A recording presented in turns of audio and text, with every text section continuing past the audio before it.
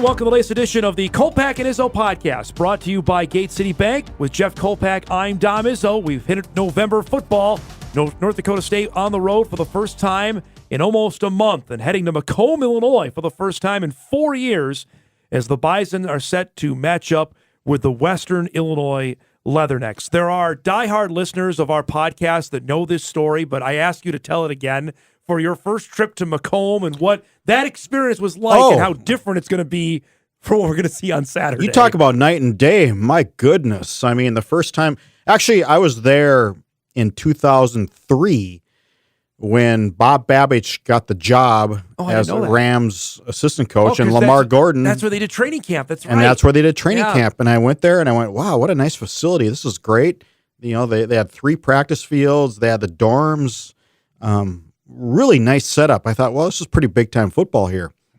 And then my first time in Macomb when the Bison were there, what year was that? 07 or 08. Yeah. 07, I think it was. So I meet a college friend of mine who was living in St. Louis at the time, and I meet him up at a parking lot just south of the stadium, and we're walking through the parking lot, and it's packed. I mean, it is vibrant. It is rocking. And I get to the stadium, I cover the game. There's that house up on the hill overlooking the stadium. Yeah. I mean, they had a huge party going on. People were watching the game. They had a porta potty brought in. I mean, I'm going, wow, this is Division I football here. And there's a lot of people at the game too. And now you look at it and go, what happened to Western Illinois? What happened to the school? What happened to that vibrancy? What happened to Division I football? I mean, it's mind-boggling. So that year was the year before the Bison got into the Missouri Valley Football Conference in 2007, that year that they won 41-28. I'll even go back. My first interaction with them was 2010 when they came up here with the left-hander. Matt Barr was his name, the quarterback. Yep. They were good that year. They made the playoffs that year. They made the playoffs with Bob Nielsen in 2015, I want to say, and won a game. In that playoff year. You know, and it just hit me, too. Go back to that story I did on Lamar Gordon and Bob Babbage. I did a story in Western Illinois at the time. And the story was, this is what NDSU needs to aspire to. Uh-huh. That's funny. That was the story. Well, and now here we are. And I didn't think they would. Yeah. You know, I was like, wow, that's a big jump. It seemed like a big, steep hill to climb there. And here we are 20 years later. And there have been legitimate questions since the last time the Bison were in Macomb about Western's literally keeping the doors open at the school. Jeff. Right. Not football, not athletics, just keeping the school open. It goes more than that. It's the state of higher education in the state of Illinois. I mean, it's just not going well. Southern Illinois is facing the same issues. Yep. I mean, it's declining enrollments, and that's a nationwide thing. But I think what I've gathered is it's really hitting the directional schools in Illinois hard. I mean, University of Illinois has satellite schools, I think, in Chicago and a couple other places, and they're doing okay because it's a University of Illinois degree. Right. Now, when you get to the Western Illinois, Southern Illinois, Eastern Illinois of the world, Illinois apostrophe, it's a different deal, and it's tough sledding. And add in the fact location as well is a definite bugaboo for Western Illinois. It just is for where they're at. Now, you could say they have found some dynamite football players. There have been some really good football players that have come through there, but you look at a whole for what they go up against, it's a tough sled. It really is. Yeah, it's hard to find. I remember Lamar Gordon's story. I flew to St. Louis and drove up for that trip, and I did the fly to Peoria, cover the night football game. It's not easy either. No. And I'm driving home to Peoria like at midnight or 1 a.m. and wondering if I go off the ditch, they'll find me next spring because you're in the middle of nowhere. You are in the middle of nowhere, and I've covered basketball games there where that's right. Where I thought I covered the IUPUI Western Illinois trip, and I remember the first time I was driving there, and this is before GPS. That's how old we are. I'm going, am I in the right road here? I mean, I haven't seen a sign for Macomb in the longest time, man. And I was seriously concerned. I get out on the map and I'm going, okay, road 48 or whatever road it was into Macomb. Finally, I saw a sign, Macomb 20 miles. On oh god, the good old days without GPS and using actual hard copy maps. That is wild. It was like Norman Dale and Hoosiers, trying to find his way to Hickory. So with that backdrop, the Bison are heading back on the road, and we were just doing a little bit of more research here before we started our podcast. Don't pass out, folks. We do some research before we do this. Western Illinois, Jeff, is 0-8. 0-5 in the league. Myers Hendrickson is in his first year as head coach, former Leatherneck wide receiver. I visited with him yesterday. He has a grand vision of what he wants to do with this. How was his attitude? Really good. Yeah. You would not know his football team is 0-8. I mean, you can't. He was really positive off the game with Youngstown. Mm-hmm. They felt they let that one slip through, and obviously things got away from him last week with Missouri State. But you would not get the sense that his team had yet to win a football game. But this is statistically one of the very worst teams that the Bison have played in the Division I era. Historically, it's got to be, it's hard to really research that, but right now, historically, it's got to be the worst. They're in the bottom of nearly every category of 123 teams in Division I FCS football. Let's just look at it. Okay, as I get on my sheet. Rushing offense, 120th. Yep. Scoring defense, 118th. Not only can you not run the ball, you can't stop them. Not good. Total defense, 121st. Yeah, so there's 130? 123. 123 FCS teams. Who are the two other ones that are worse than that? You know who it might be? And this is not a cheap shot. You know who it might be? Murray State. No. Goodness. Murray State. That was very, very well played. Our racers are coming into the league next year. So Western Illinois can thank that and say they won't be the worst anymore when Murray State comes in. We've spent plenty of airtime, and we certainly will next football season about that. But they're good in basketball, by the way. They are. That doesn't help what we're talking about. Looking historically, the last time there was a winless Missouri Valley Football Conference team was 2017. Was Indiana State. That's when Mike Sanford left and Kurt Mallory came in, and obviously things have somewhat turned for the Sycamores. Looking back historically, winless teams in the Valley, Indiana State 2017, South Dakota first year in the league was winless in 2012. They won a non-conference game, but didn't win any league games. Right? Yep. Indiana State in 2013, that was the year Shakir Bell quit in the middle of the season. That's right. Trent Miles left after that to take the Georgia State job, and we remember that was after the year after Indiana State beat North Dakota State. It's been really rare. That's what, again, underscores how really bad Western Illinois has been this football I just season. saw this stat, too. I'm not sure I've ever seen this in the matchups statistics that every time we look at games. Western Illinois is 123rd last in time of possession. So you can't stop them. You can't hang on to I'm the not ball. sure I've ever seen 123 on this stat sheet that Ryan Peralt sends out every week. Yeah. So you can't stop anybody, and you're not hanging on to the ball. That is a bad combo. Here's the one thing they have going for them. They are second in the FCS in fewest penalties. You know what that tells me is they're not aggressive. Probably. They're just not. They don't fire off the ball. They're not aggressive. They're just. Sometimes you get penalties just because you play to the whistle. Cody Mauck. A pass interference call, right? Something like Cody that. Mauck. Yeah. Cody Mauck has been flagged twice this year with total BS penalties because he played to the whistle. One guy at Indiana State ran out of bounds, and Cody was still blocking. Blocking. What was the blindside penalty? Yes. Excessive blocking. Well, and the guy gets South Dakota State, or no, it was Youngstown, was just hanging on. Yeah. That's not Cody's fault. He just is it a penalty when you put him below the turf? When you're hanging on for dear life, is that a penalty? I don't think so. So for the Bison side of things here, Jeff, obviously you can't just roll out the football and say they're going to win the football. No, they game learned that here. they learned that at Southern Illinois in the spring season of 21. I think they learned it as well with Indiana State earlier this season of how difficult a game that football game was. But they're coming off their most complete performance of the season, certainly their best defensive performance of the season. And that's something to build on, knowing the last two games and what lies in wait there. Yeah, and that's good coaching. And I thought Matt Entz had the perfect answer when I asked him about it. Your kids, they see the stats, they see the film. How do you approach that as a coach? And he said, well, we used to worry about us. And that's a great answer because that's all you can do is you got to get better than you did last week and keep this momentum going that, frankly, for the first time, I feel like they built this year. I agree. They played a whole complete game. I look at defensively, we've hammered on the defensive line of the linebackers. They certainly had their best game, and you can't underestimate, at least I don't think so, of having Cole Wisniewski back out there. 100%. I know he didn't play a ton, but his impact was felt in the football game last week. Yeah, and they don't have that guy, the 6'4", 230-pound linebacker. Physically, they don't have that guy. Now they do. Big deal. That's a big deal.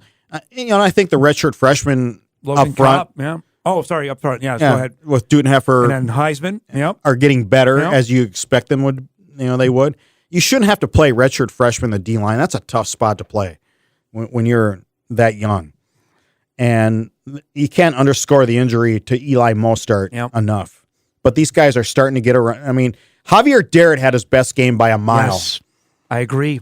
He was an impact guy. He was non-existent until the Illinois State game. He was an impact guy. And I mentioned Logan Kopp. He started for James Kaiser, clearly had his best game in his first career start. And you could see why Grant Olson has been so effusive with his praise is what you saw in the game Saturday against the Redbirds. He was good on tackling. So was Dawson Weber, I thought, too. They just, something that had been a huge bugaboo, they wrapped up guys.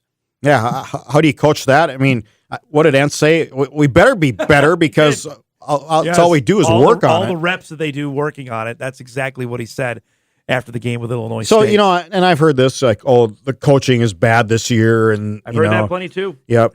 I disagree. I mean, you have young guys, unproven guys, and we'll see at the end of the year here, but they've gotten better, and that's coaching. Cam Miller has been outstanding, Kolpack. 4 straight games, 73% of his passes, 14 consecutive completions going into the game Saturday against Western Illinois. Hasn't thrown a pick since the one against South Dakota, which was a bad one in the first half of that game. Is he getting the due recognition of how well he's played so far this year? No, because he's following the footsteps of Brock Jensen, Carson Wentz, Easton Stick, Trey Lance. How do you follow that? I mean, no, he's not. Absolutely but he's been really good. Yes, he's probably on point, better than all those guys, right? I mean, his completion percentage 20 is of better 30 last week. Is better than all those guys I just mentioned. He's been really, really sharp.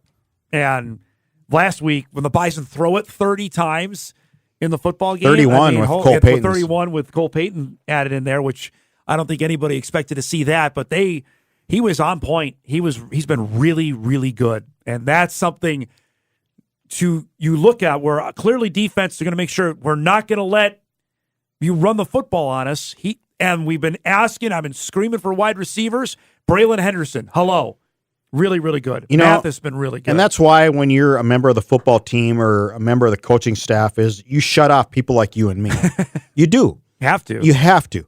You have to shut off. I don't know why anybody would be on social media on a football team in a town like Fargo, North Dakota. Not during the season. Ann Arbor, Michigan, State College, Pennsylvania, whatever. Tuscaloosa. Yeah. You cannot be on social media. It'd drive you nuts. You got to shut off people like, well, especially you more than me. At least I'm a little more voice of reason. Yes, but you and McFeely clearly are just a little out there. You would agree on that, though. But all seriousness, I mean, you have to shut off, what people are saying. And I don't know if they do or not. I think they're getting better at it. I've had parents come up to me and, what advice would you give my son? And I'd say, don't go on Twitter. Don't go on Facebook. Don't go on TikTok. Don't do any of that during the season. Yeah. Shut it off. Well, they're going to need to, considering the talk's only going to get louder as the season goes on with what's to come with Southern Illinois. But that's a good problem to have because people care. People want to know. People care about it. Ask Kurt Mallory if he has to tell his players to stay off social media. Probably not. In Terre Haute, Indiana, because nobody gives a rip. No. I'll look at, though, those are the spots. I mean, wide receiver I harped on since July, and lo and behold, here's Braylon Henderson having a really nice season. I think DJ Hart's coming on, too. Hart's having a really nice run here, that they have found guys that, and Henderson told me this on Tuesday when I visited with the wide receivers about, everyone we kept hearing as well, there's no Christian. Who's going to be the guy? We heard it. We heard it all summer long. But we've built together a really nice room, and we think we've got some guys that can make some impact good for plays. them. Good for them for thinking that. Yeah. Because that's what you have to do. I mean, and again, like I said, shut off the outside noise because, and you and I have a huge following. Let's be honest. I mean, we do. McFeely, the forum communications footprint is pretty big. Yeah. Our digitals are doing fantastic. In a world where newspapers are shrinking, we are growing. I'm not turning this into a humble brag thing, but we are. That's a fact. And I think Fargo and NDSU and everybody associated with the program should be happy about that because people care about news. They care about what's going on. They care about what's going on about their team. And that's why we're doing fantastic. And we are bucking the trend, Dom, in media. I wholeheartedly agree on everything you just said there. I am interested, though, as we turn the corner into former coach Craig Bohl's famous saying, you remember November, with the 3 games they have here, to build on this, knowing SIU sitting there, Kolpack, they're not playing this week. They've lost 2 games in a row, knowing full well how huge a football game, and you pointed this out last week on the podcast, where the streak ended in Carbondale, where they go there next week. This will be the 3rd game NDSU is playing a team who's off a bye. Great stat. That's incredible. Really good. Yep. That's like the schedule makers are ganging up on this program.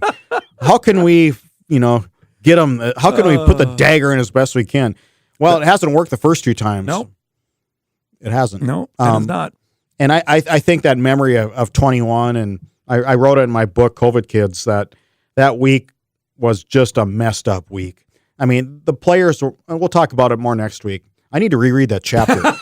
So you're ready for it? But the players were more, they're more worried about who's staying with who and who's been tested in the last 90 days than they were about the football game. No doubt. I look here, so I want to do a couple quick topics before we get into picks, and I want to try out some hoops as well, so we got a lot to get to here. So South Dakota State can win the automatic bid this weekend with a win at Northern Iowa. I'm going to just give you 2 minutes on Northern Iowa. How about this team? Where, again, left for dead at 0-3. This would be the ultimate resurrection if they're able to beat the Jackrabbits Saturday and Cedar Falls. They could. They've beat them before. It's like South Dakota State has an issue with Northern Iowa. Bison have an issue lately with South Dakota State. I would tell you, though, that issue is more in Brookings than it is in Cedar Falls. South Dakota State has played well on the road. I'm going to take the Jacks to win this game. Yeah. I just think this is their year, and they're able to fight through these little demons that they've had in the past of losing a game they shouldn't. I think this is a year they don't. I'm going to throw one other team at you. Youngstown State could be 8-3. Could be 8-3. So here's the Penguins, and I have them in the latest bracketology because I think they can do this. I think even 7-4 may get them some strong consideration. Youngstown is at Illinois State tomorrow. That is a playoff game under any sense of imagination. The winner of that game is still alive. Then they play at Missouri State, and I don't know. I'm still sticking with 3 from the Valley. The Bears are. The CAA has 7 teams in contention. They're not getting the CAA is getting 4. They're not 4 to 5. They're not getting any more than 4. Big Sky has 5 in contention, and all 5 could get in. I think they're only getting 4. Let me just finish on Youngstown. I'm sorry. Then Illinois State at Missouri State, and then home for SIU. If Youngstown is 7-4, and let's say they beat Southern Illinois, they beat Illinois State. They would get considered. They'd be on the bubble. They'd certainly be on the bubble. Oh, for sure, on the bubble at 7-4. Don, the Southern has 4 teams 6-2 or better. Yeah, and all those losses are FBS losses. But they're going to start to beat each other up here over the next 3 weeks. Yeah, okay. All these teams are going to start playing one another. So they'll have 3 losses, and 2 of those teams have played non-counters. So you got to remember that too. I believe Furman played a non-counter, so they have 1 less win, which is that will hurt them come Selection Sunday when you're looking at teams that probably have the like amount of wins. All right, who played Division I opponents? Who has an FBS win? That sort of stuff. I mean, there's so many scenarios. What if Villanova wins out? They're 5-3. They have William and Mary and Delaware left. They beat those 2. Those are quality wins. You're in. Yep. You would get in the postseason with that. And bye-bye Youngstown at 7-4. Probably. You're also maybe knocking out another CAA team, though, too. Like Elon had a monster win. They're 6-3. Elon's in the consideration now since they whooped Delaware. So Rhode Island's 5-3. They have 2 winnable games plus New Hampshire, which is, I think, winnable. Yep. Everything's winnable in the CAA. It is. There's no James Madison. And that's the problem. There's too much mediocrity out there. Well, that points to one team I want to talk about before we move on, and that's Montana. Because here's the Grizz, 5-3, lost 3 games in a row. They have Cal Poly this weekend. Then it's Eastern Washington. Then the Brawl of the Wild game. If they are 7-4, they are not going to the postseason. Their best win, Kolpack, would be against South Dakota or Indiana State. Yeah, and I think we're seeing in the Big Sky Valley matchups, the Big Sky beat up on the bottom 3 teams. Right. So you're going to brag about that you beat South Dakota, you beat Indiana State, you beat Western Illinois, you beat Missouri State. That's not going to. I mean, it looked good in September, but it doesn't look good in November. I would tell you right now, if Montana is 7-4, they're out. Okay. I will go on that. I think Idaho is safely in because Idaho has the head-to-head on Montana, right? I think Sac State is in, Montana State, and Weber. You got to remember, Montana will draw 22,000 people on Thanksgiving. I get you. I hear you. But would you take them over Youngstown if they're each 7-4? No. I take Youngstown in that scenario. I had to think about it, but no. I would take Youngstown in that scenario. And you're not even counting all the teams you're talking about on the eastern side of the United States who are sitting there, hey, we might have 7 or 8 wins and very well we could get in. UND's in a great spot. UND is sitting in 5-3. Obviously, if they win out, which includes a win over the Bison, they're certainly in. At 2-1, they're finished 7-4. They would say, all right, well, we beat Northern Iowa. That's a good win. That's not a playoff win, though. They would say, all right, we beat Missouri State, lost to SIU. That may not help them now because SIU is very well. Because there's those teams, Kolpack. You look at Illinois State, Youngstown, UND, SIU, all are still at Northern Iowa. Our bracketology show is going to be something else. Well, it's going to be late in the night. You and I, we have some homework to do. I would tell you this. I think this is going to sort itself out more so than we think right now. I really do. I think it's going to be settled on the field that you remember when we got to Saturday last year, we pretty much knew who was going to make it. There was very little drama. It was more on the seeds than it was the team. Well, I think helping is of the 11 auto bids, 6 are going to have 1. Yep. So that'll help. That'll help sort things out. Yep. That'll clear out some of that traffic. There's going to be 6 auto bids, and those leagues will get nobody else. Yeah. Here's 2 scenarios I want to throw at you before we go, and we're going to talk more about this on TV tomorrow on Bison Game Day. Sacramento State, if they run the table, they got Weber State tomorrow. They finish 11-0, have an FBS win. Are they the number 1 seed? You got to be, don't you? You have to be. They beat the FBS team. South Dakota State did not. I think South Dakota State's going to run the table. They're going to be 10-1. The Jacks, you have 2. Bison 3 or 4 if they win out. Holy Cross is also unbeaten with an FBS win. I'm just going to throw this at you. That's a great point. What would be the ceiling? That's a great point. What would be the ceiling for a Patriot League team? With an FBS win. Right. What's the highest you could seed them? I have them 6. I think that's probably as high as you can go for a Patriot League team. Would you go higher than that? Well, they'd be 11-0. Did I said there's a lot of mediocrity out there in the FCS. Did you go higher than that? Maybe. If you're honest with yourself, FBS win. They beat Buffalo out of the MAC. Remember when NDSU beat Ball State out of the MAC? Yep. You thought it was the biggest thing ever? So those 2 are really interesting. If they finish out undefeated, I'm with you. I think Sac State is number 1 if they run the table and have an FBS win. Holy Cross is really interesting. If they're 11-0 and have an FBS win, what the committee does with them out of the Patriot League. Something to watch if it ends up. And I think they will. Holy Cross is not going to lose their last 2 games. They're going to win those last 2. I wanted to shift gears because you were at the game on Wednesday night, talk some Bison hoops as the season gets going for both the men and the women on Monday. Bison men open up with Arkansas and Kansas. Bill Self will not be on the bench for that game, by the way. He's been suspended by the school. Self-imposed suspension there. The Bison win by 20 case. Yeah, right. What do you make of David Richmond's young team when you saw from the game on Wednesday night? R.I.P. the weave, baby. It's gone. Think so? Maybe. We didn't see it. We didn't see the weave. And for those that don't know, it's when they hand the ball off in the front court until like 10 seconds left on the clock. 3 or 4 separate times. Yep. I think it's it's obviously different personnel than last Way year. Different personnel. And I think and this is just totally me throwing stuff at a wall. Okay. I wonder if Dave just said, you know what, if I'm going to get to the next level and make $1.2 million a year, I need to show that I can coach offense too. Okay. That's just me throwing stuff against a wall. That's just solely Jeff. But I think he's obviously changed philosophy. He admitted it in the postgame. I wrote a column on it. I wrote that column in like 10 minutes. It was like, wow, this is crazy. This is different. I mean, they never once threatened the shot clock. Not once that I remember. Do you think that's more a product of just being an exhibition, or you really believe this is how they're going to look Monday night when they play Arkansas? Yeah, I know. We'll see. I mean, we'll see when the rubber hits the road in January and February.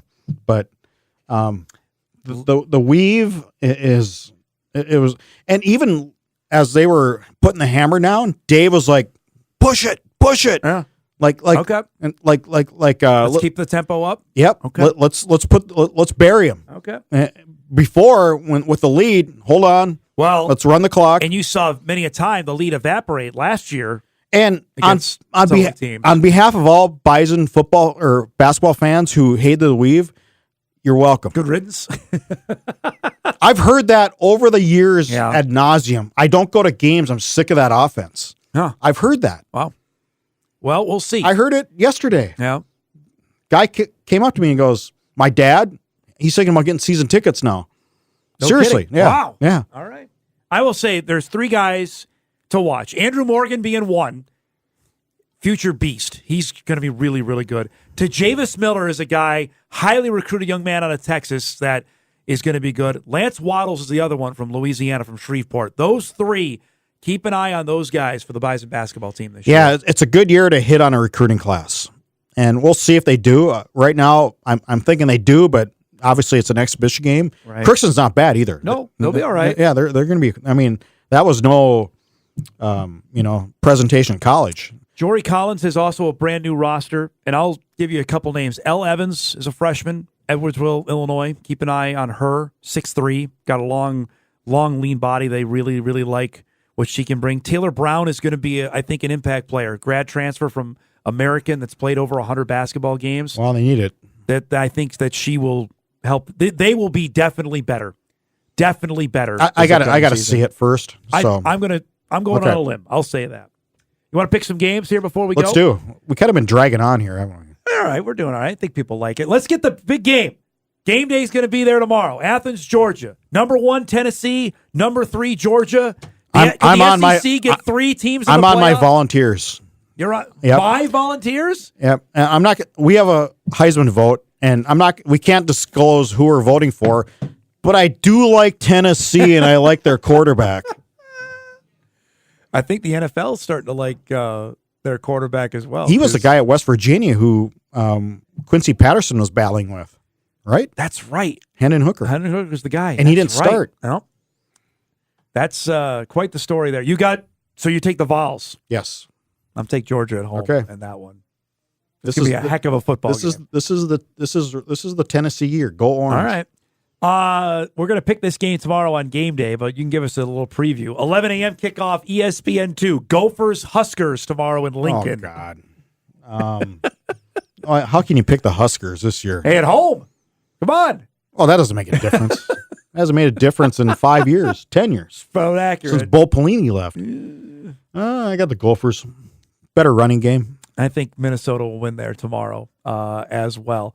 Couple of the Big Sky games, and I don't want to pick this yet, but Sac State, Weber State. We're going to pick this on game day tomorrow. Yeah, if Sac State wins this, now they're for real. I've watched the last 2 Sac State games. I'm with you there.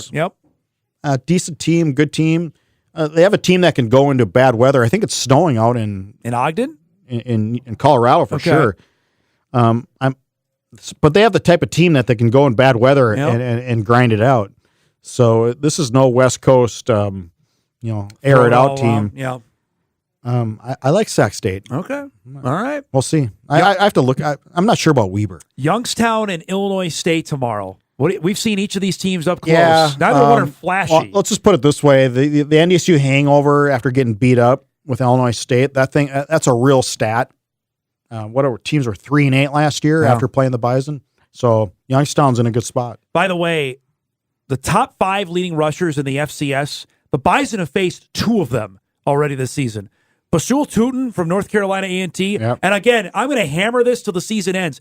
That win is getting better by the week. A&T now is in the driver's seat in the Big South. The other is Jaleel McLaughlin. So, I mean, I know we can lament the run defense, but they faced 2 of the very best in the division already this season. And South Dakota State has a good running game, Jacks, too. 2 guys are not chump change there. And the Arizona quarterback, by the way, is dynamic. I mean, so, right? yeah, you're right. I'll give you that. By the way, I don't know if you saw this. North Alabama let their football coach saw go. that. We got to meet him when North Alabama came up here in their first year of their transition. And I know you'll always tell me on the Tim Miles story that there are more cases like that than what we saw in Fargo about the transition from Division II to Division I. But I'm with you. We talked about this that particular game week when the Bison played UNA. That is a giant. How are they not going to be good is befuddling to me. North Alabama is just screaming that's going to be a good football team. I've been to Braley Stadium on 3 occasions, and it's a Division II stadium. So they got to upgrade. Absolutely. Okay. They need to build I know the Division II title game was there, but it's the Division II. You'd agree, though, that area is plentiful with players that they would be good in this level. We've already seen teams in a shorter amount of time span in Division I be better. I don't know. I mean, is Georgia State that good? Are all those schools that are a step below the SEC? North Alabama was really good in Division II. I just think you see that transition happen. I mean, Lindenwood's already been really good in Division I. When's Grand Valley State going to go Division I? I don't know. Maybe sooner than we think. Northeast Missouri State. They can take Murray State's spot. I'm fine by that. Just to circle back on things they would beat Murray State this year. So for Western Illinois fans, it may be slim pickings now, but welcome on the Racers in 2023 because that'll be a heck of a matchup in Missouri Valley football. I can't wait till when WDAY and our TV crew pull up to Murray State Stadium because we can drive our satellite truck right up to the sideline. Could do that. Stands on one side. Tomorrow's game is exclusively, speaking of WDAY, on ESPN+. The game is not on WDAY. Don't call the station. Do not call me. Or tweet at me. The game is on ESPN+, exclusive on the Missouri Valley Football Conference Game of the Week. But WDAY will be there. Bison game day. Kolpack and I will be in Macomb at Hanson Field. Thankfully, it's not a night game. You know, and before we leave, I knew it was a new world in the world of television and video blogs and pregame shows when several years ago we brought what do you call that? Gennaro? The old DeGero. Yeah, that was our live unit. That used to be, It was like a suitcase. Yes. We brought that and we did a HD live show from Macomb, Illinois. We did. I thought, wow, the world has changed. We did a whole hour show there that day, and we're going to do it again this coming Saturday, 10 a.m. for Bison Game Day. We'll get you ready. The game at 1 o'clock. Jeff, Mike McFeely, myself, a cast of thousands will be down there. Highlights, reaction, our post-game show. Everything you're used to with Bison football Saturday coverage, we will be ready for you tomorrow. North Dakota State and Western Illinois. And then a big week next week. We got Bison Hoops starting. Bison men take on Arkansas and Kansas. The Bison women open with Montana. Our first Bison women's basketball broadcast next Thursday against Mayville State. And then it's on to the real grind of November as crossover season is here. All right, that'll wrap up our podcast. For Jeff Kolpack, I'm Dom Izzo. Thanks for listening, everybody. The Kolpack and Izzo podcast brought to you by Gate City Bank.